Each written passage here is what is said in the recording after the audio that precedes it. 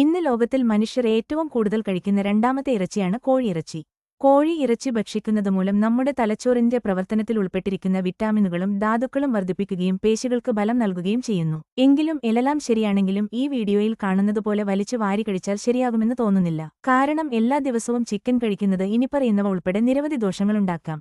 കോഴിയിറച്ചിയിൽ മാത്രം ശ്രദ്ധ കേന്ദ്രീകരിക്കുന്ന ഭക്ഷണക്രമം മറ്റു പോഷകങ്ങളുടെ കുറവിന് കാരണമാകും. കോഴിയിറച്ചിക്ക് സാൽമൊണെല്ല, ക്യാമ്പിലോബാക്ടർ തുടങ്ങിയ ഹാനികരമായ ബാക്ടീരിയകൾ വഹിക്കാൻ കഴിയും.